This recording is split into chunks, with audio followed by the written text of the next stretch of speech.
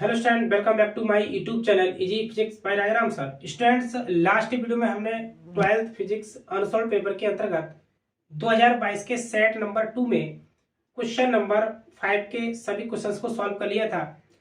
आज की इस वीडियो में क्वेश्चन नंबर 6 के 6, 7 और 8 के सभी क्वेश्चंस को सॉल्व करेंगे।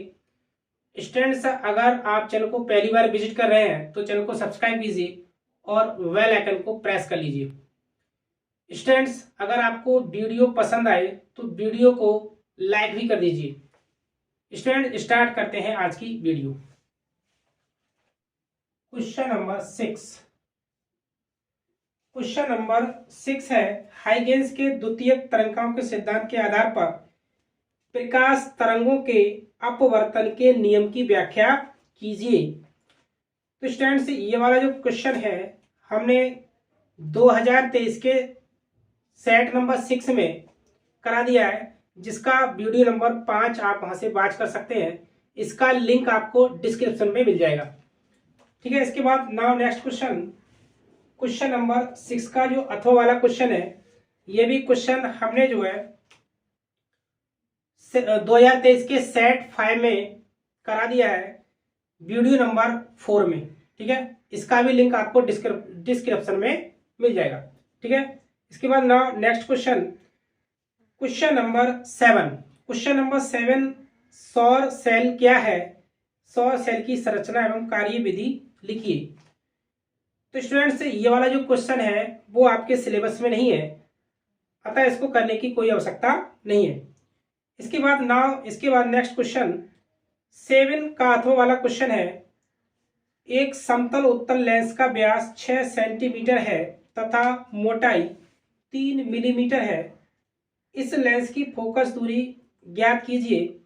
लेंस के पदार्थ में प्रकाश की चाल 2 × 10⁸ मीटर प्रति सेकंड है। Question number 7। क्वेश्चन नंबर 7 अथवा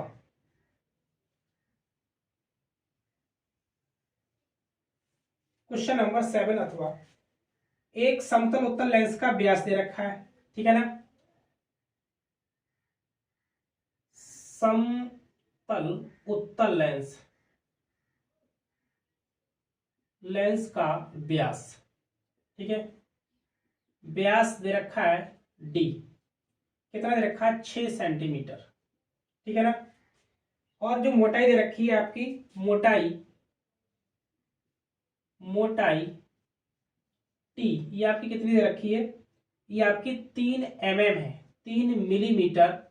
मिलीमीटर को सेंटीमीटर में चेंज करेंगे तो ये 3/10 ये आपको हो जाएगा सेंटीमीटर, या इसको सकते हैं 0.3 सेंटीमीटर। ठीक है ना, 0.3 सेंटीमीटर। इसमें प्रकाश की चाल भी दे रखी है। प्रकाश की चाल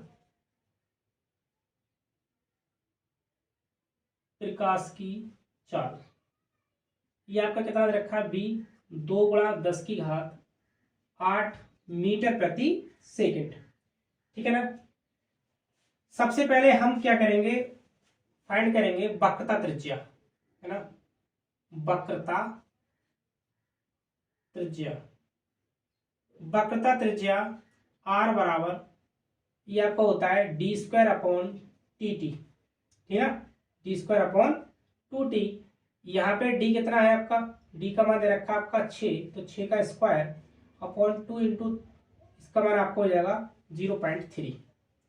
ठीक है, सॉल्व करेंगे तो आपको मिलेगा r बराबर 6 × 36 और 2 × 3 = 6, 0.6 पॉइंट हटा के 0 यहाँ पर आएगा आपका, तो यहाँ से 6 से कैंसिल करेंगे, 6 × 36 60, यहाँ से आपको मिल जाएगा r बराबर 60 सेंटीमीटर।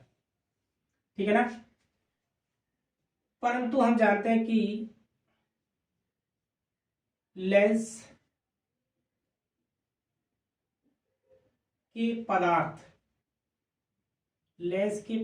का अपवर्तनांक कितना होगा?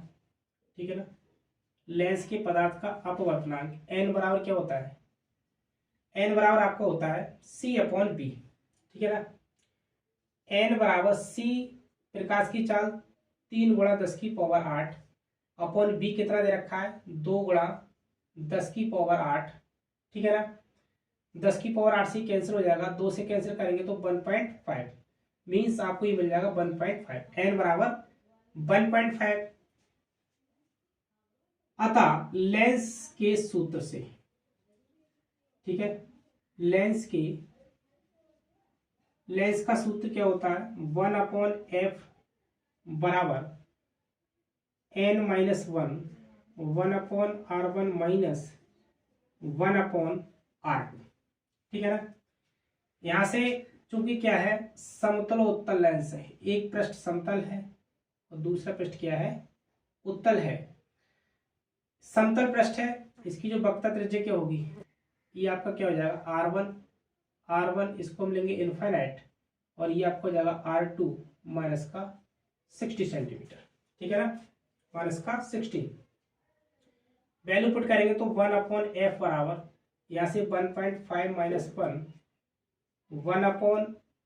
ई क्या है r1 1 इनफाइनाइट, ठीक है ना, 1 माइनस का 60। यहाँ से आपको मिलेगा 1/f बराबर 0.5 इंटू यहाँ से 1 इनफाइनाइट का मान क्या होगा 0 माइनस माइनस क्या हो जाएगा प्लस, तो ये आपको मिल जाएगा 1/60, ठीक है ना। या इसी को लिख सकते हैं 0.5/60, पॉइंट हटा के 0 बढ़ जाएगा तो 5 एकम 5, ठीक है ना, और ये 5 एकम 5 5 दूनी 10 120 1/120, ठीक है ना, 1/120। यहाँ देखते हैं आगे और यहाँ से f का मान निकालेंगे क्योंकि 1/f बराबर क्या हो गया 1/20 क्रॉस मल्टीप्लाई करेंगे तो f बराबर 120 सेंटीमीटर, ठीक है ना, ये आपको मिल जाएगा 120 सेंटीमीटर। तो ये आपको हो गया फोकस दूरी, है ना, लेंस की फोकस दूरी। नेक्स्ट क्वेश्चन है क्वेश्चन नंबर 8। क्वेश्चन नंबर 8, एक समान वैद्युत क्षेत्र में स्थित वैद्युत ध्रुव पर लगने वाले बलयुग्म के आघूर्ण के लिए व्यंजक प्राप्त कीजिए। इसकी सहायता से वैद्युत ध्रुव द्विध्रुव आघूर्ण की परिभाषा दीजिए। क्वेश्चन नंबर 8,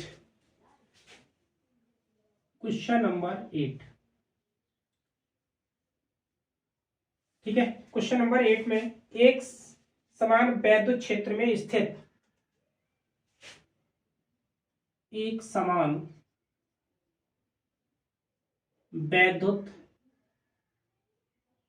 क्षेत्र में स्थित वैद्युत द्विध्रुव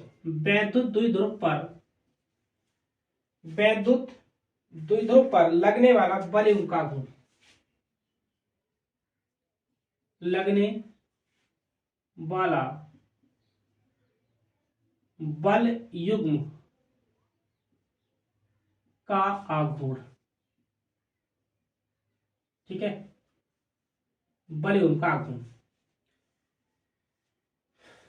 क्या होता है बलयुग्म का आघूर्ण वैद्युत ध्रुव। मान लीजिए कोई ये वैद्युत बल रेखा है,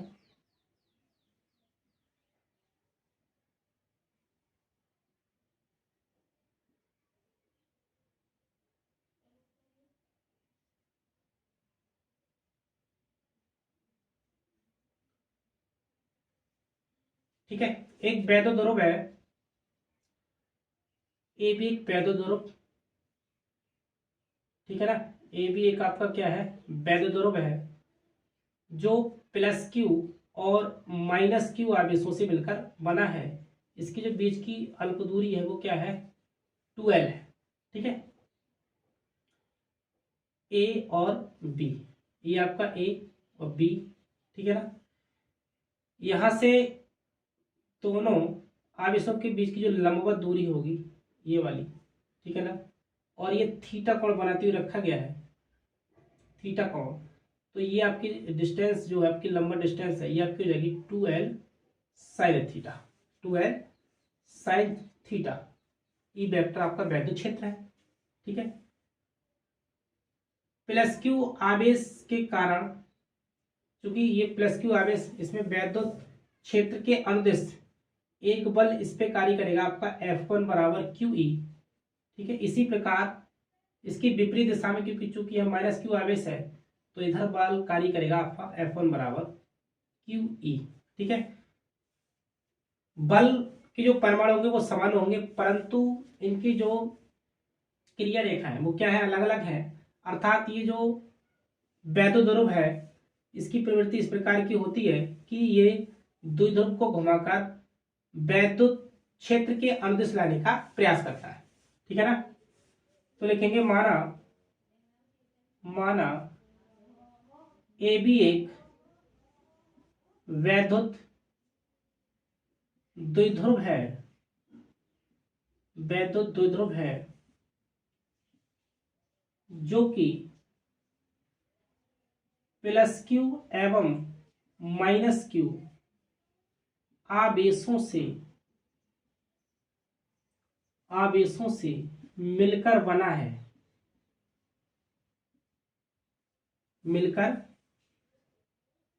है,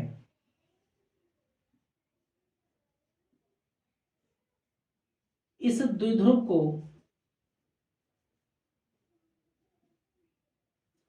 वैद्युत क्षेत्र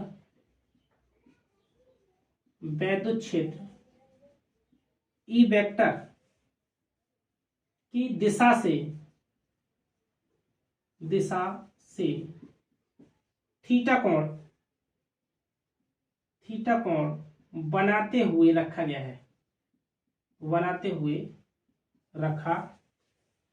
है। ठीक है ना, थीटा कोण बनाते हुए रखा गया। ठीक है, यहां से आपका थीटा एंगल, तब क्या होगा,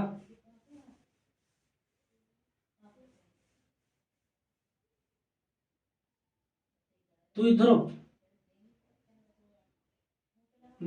के दोनों सिरों पर समान वैद्युत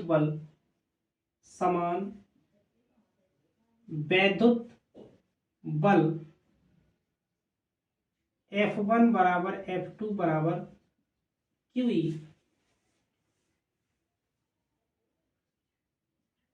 कार्यरत है।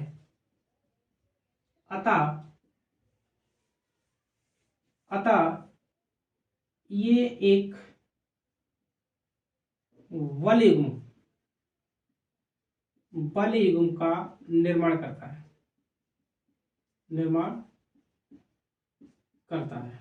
ठीक है, अतः यह एक बल युग्म का निर्माण करता है।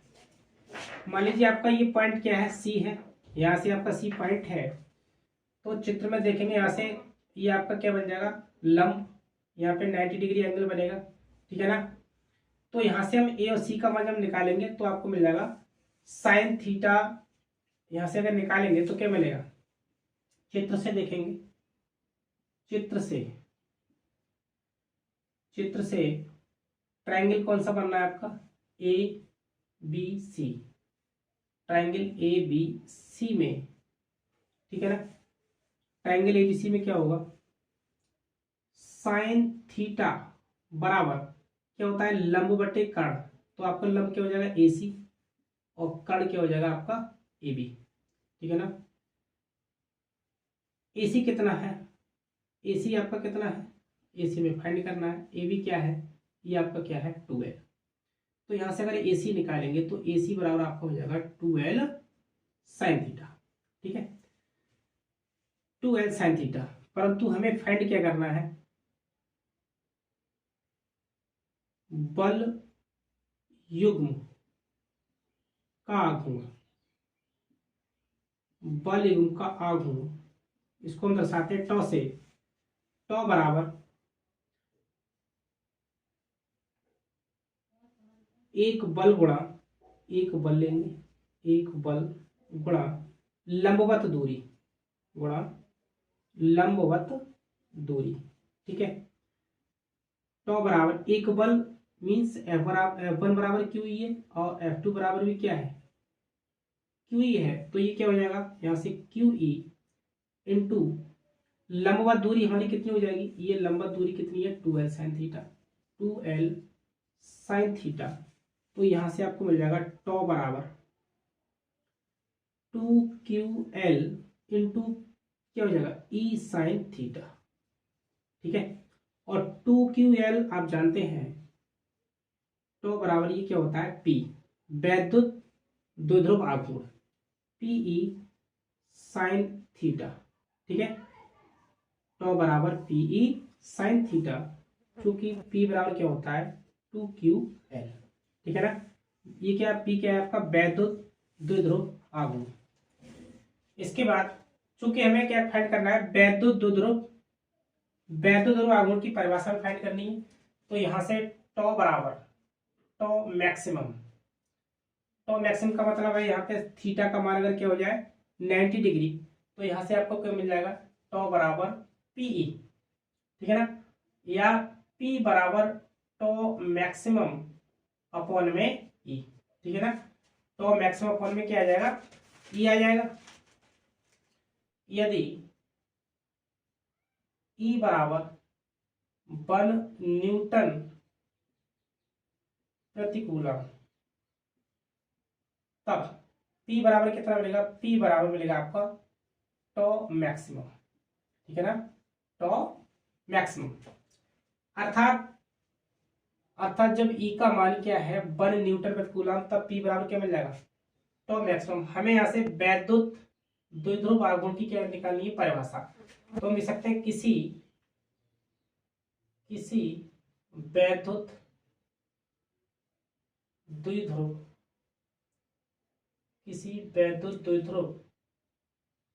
आघूर्ण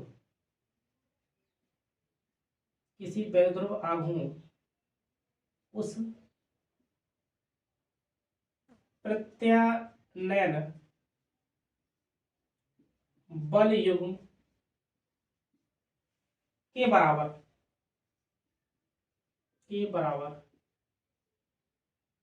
होता है, जो उस वैद्युत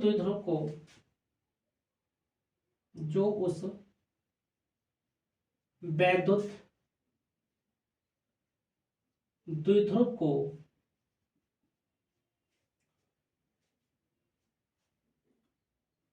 1 न्यूटन प्रति कूलम के वैद्युत क्षेत्र की दिशा के लंबवत कार्यरत हो,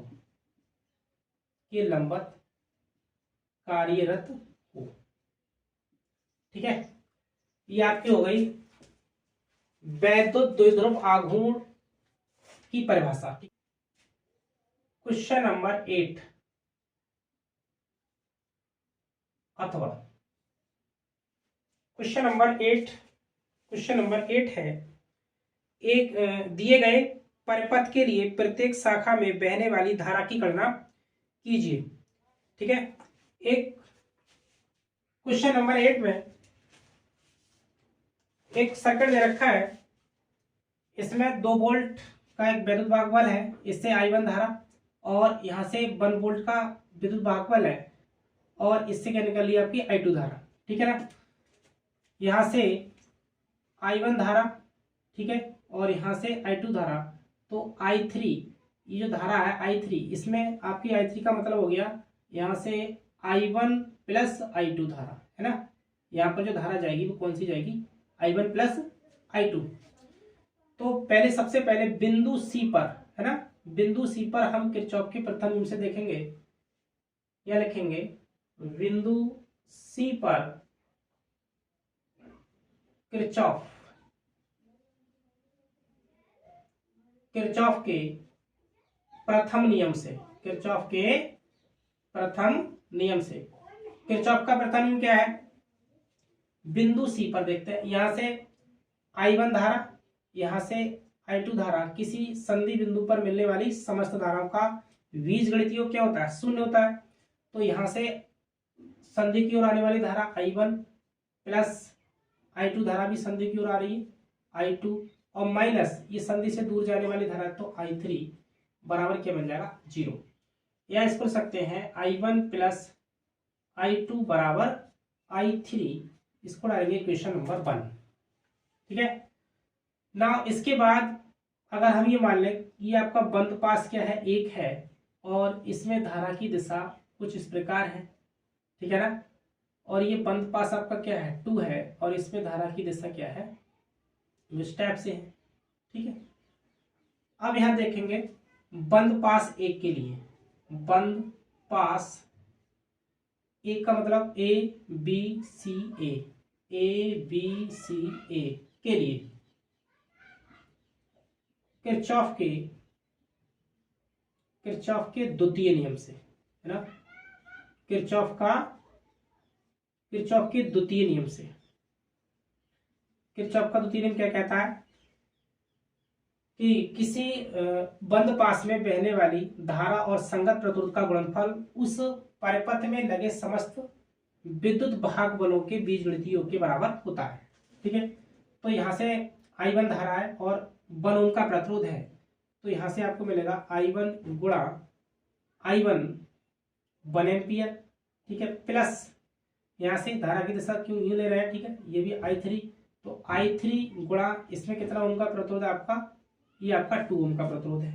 ठीक है ना, 2 ओम बराबर यहां से इस बंद पास में कितने वोल्टेज है? ये माइनस से प्लस की ओर जा रहे हैं हम। ठीक है। माइनस से प्लस की ओर, तो माइनस से प्लस की ओर चलेंगे, माइनस और ये प्लस, तो ये आपका क्या होगा?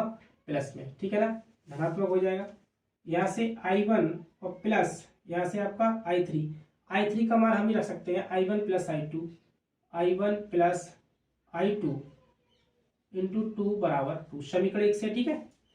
यहाँ से 2I1 और ये I1 कितना हो जाएगा? 3I1 प्लस यहाँ से 2I2 बराबर सब इसको डालेंगे समीकरण नंबर 2, समीकरण 2। इसी प्रकार बंद पास 2 में देखेंगे ADCA, बंद पास ADCA में। ठीक है। बंद पास ADCA में I2 धारा यहाँ से, ठीक है, I2 धारा निकल रही है और 1 ओम का प्रतिरोध है, तो 1 गुणा I1 और यहाँ से I3, तो प्लस I3 गुणा 2 बराबर इसमें जो विद्युत भागबल है वो माइनस से हम प्लस की ओर आएंगे। ठीक है ना, माइनस है, ये आपका प्लस है, तो ये भी क्या हो जाएगा आपका? प्लस का। ठीक है। I1 प्लस यहाँ से आपको मिलेगा 2I3 और I3 का मान रखेंगे I1 प्लस I2 बराबर क्या मिलेगा आपका? 1। यहाँ से देखेंगे 2I2 हो जाएगा। ठीक है ना, 2I2, सॉरी इसमें जो है I2 धारा है, सॉरी यहाँ पे I2 है, तो यहाँ से कितना मिल जाएगा आपका?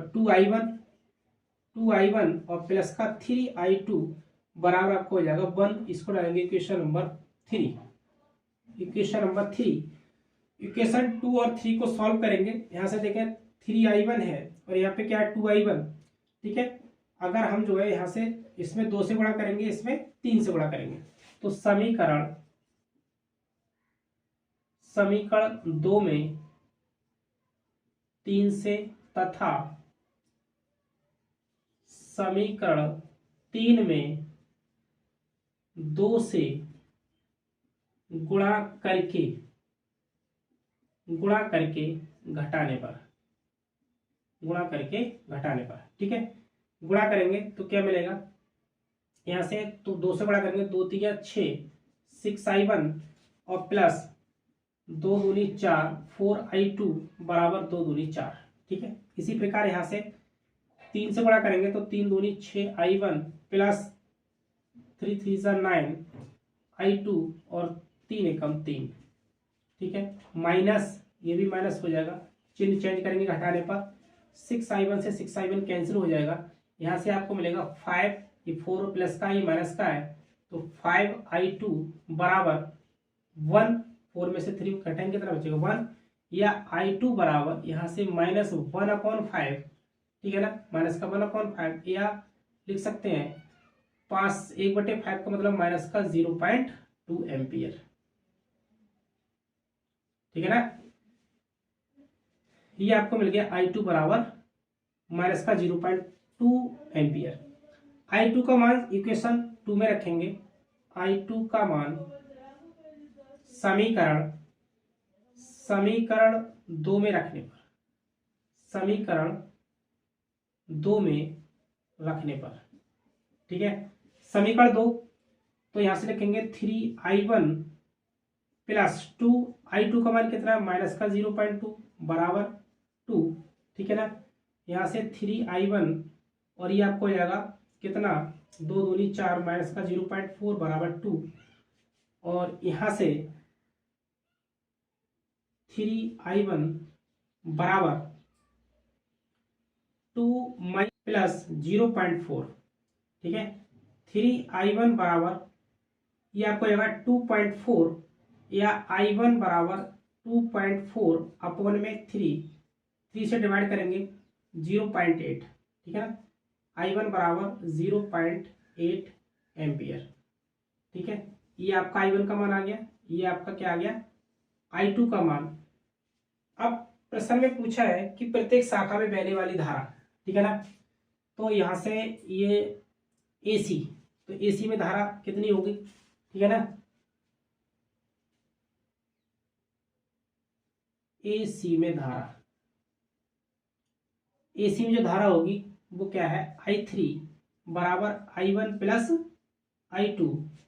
I3 का मान कितना दे रखा, I3 बराबर I1 का मान है 0.8 और I2 का मान कितना है 0.2, आपका 0. क्या बन जाएगा 6 एम्पियर।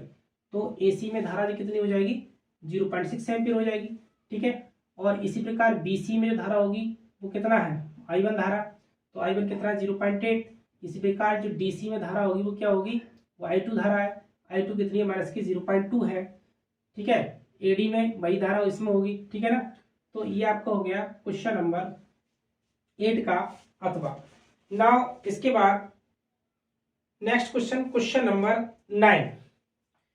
क्वेश्चन नंबर 9 है, PN संधि डायोड के लिए अग्र अभिनत एवं उत्क्रम अभिनत से क्या तात्पर्य है, ये पूर्ण तरंग दृष्टिकारी के रूप में कैसे प्रयुक्त होता है, परिपथ आरेख बनाकर समझाइए। तो स्टूडेंट्स ये वाला जो क्वेश्चन है हमने 2023 के सेट नंबर 6 में करा दिया है, जिसका वीडियो नंबर 4 वॉच कर सकते हैं। इसी वीडियो का लिंक आपको डिस्क्रिप्शन में मिल जाएगा। इसके बाद नाउ नेक्स्ट क्वेश्चन नंबर 9 अथवा, ठीक है। क्वेश्चन नंबर 9 अथवा है, एल्फा कण के प्रकीर्णन प्रयोग का वर्णन कीजिए। इस प्रयोग से प्राप्त परिणामों पर आधारित रदरफोर्ड का परमाणु मॉडल प्रस्तुत कीजिए। रदरफोर्ड का एल्फा कण प्रकीर्णन प्रयोग, ठीक है।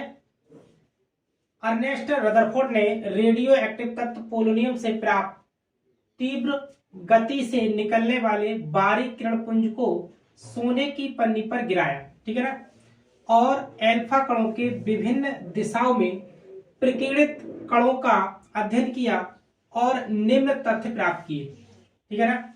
अर्नेस्ट रदरफोर्ड ने एक रेडियो एक्टिव तत्व पोलोनियम, ठीक है, पोलोनियम से निकलने वाले तीव्र गति से बारीक किरणपुंज को एक सोने की पन्नी है ना, स्वर्ण पत्र पर गिराया और उससे विक्षेपित होने वाले, ये आपकी एल्फा किरण है, ठीक है, विक्षेपित होने वाले कणों का, विभिन्न दिशाओं में विक्षेपित होने वाले कणों का क्या किया, अध्ययन किया और निम्न तथ्य प्राप्त किए, ठीक है।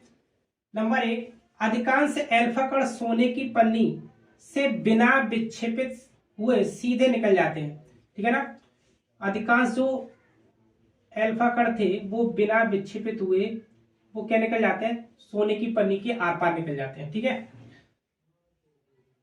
जिससे रदरफोर्ड ने इससे पता लगता है कि परमाणु का जो अधिकांश भाग है वो क्या है, खोखला है, ठीक है। नंबर 2, कुछ एल्फा कण न्यून कोण पर, न्यून कोण का मतलब 90 अंश से कम कोण पर क्या हो जाते हैं, विक्षेपित हो जाते हैं। ठीक है, 90 अंश से कम कोण पर वो विक्षेपित हो जाते हैं, जिससे रदरफोर्ड ने यह निष्कर्ष निकाला कि परमाणु के अंदर छोटे से स्थान पर धनावेश केंद्रित है। ठीक है ना, क्योंकि एल्फा कण कैसे होते हैं, धनावेशित, और जब कोई धनावेशित कण, एल्फा कण जो है किसी धनावेशित कण से टकराएंगे तभी क्या होंगे, वो प्रतिकर्षित होंगे। ठीक है ना, तो रदरफोर्ड ने ये बताया कि जो धनावेश है वो परमाणु के भीतर एक छोटे से केंद्र पर भाग पर क्या है, वो केंद्रित है। ठीक है, नंबर 3, कुछ एल्फा कण अधिक कोण पर, कुछ न्यून कोण पर थे और कुछ एल्फा कण जो है वो अधिक कोण पर क्या हो गए, विक्षेपित हो गए। ठीक है, अधिक कोण पर विक्षेपित हो गए। इससे रदरफोर्ड ने निष्कर्ष निकाला कि परमाणु का धनावेश उसके केंद्रीय भाग में अति सूक्ष्म स्थान पर केंद्रित रहता है। ठीक है ना, परमाणु के अति सूक्ष्म भाग पर क्या रहता है, वो केंद्रित रहता है।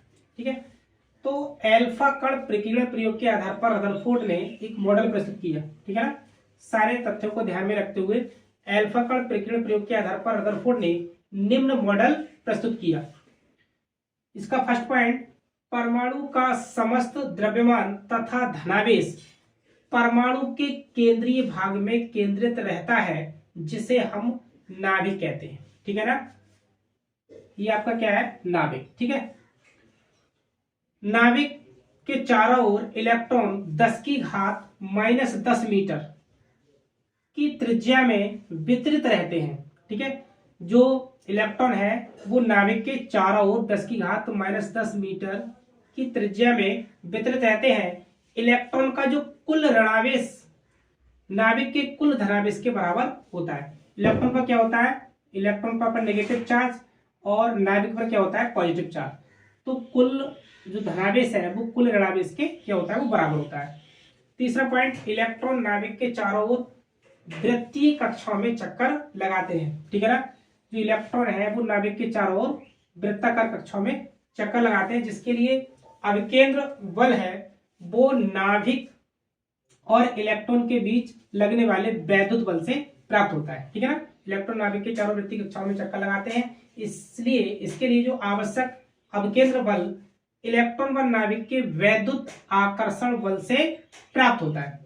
ठीक है, तो ये था आपका एल्फा कण प्रकीर्णन प्रयोग और उस पर आधारित मॉडल। ठीक है, तो स्टूडेंट्स आज की वीडियो को यही समाप्त करते हैं। अगर आपको वीडियो अच्छा लगा हो तो वीडियो को लाइक कीजिए और शेयर भी कर दीजिए। स्टूडेंट्स मिलते हैं नेक्स्ट वीडियो में।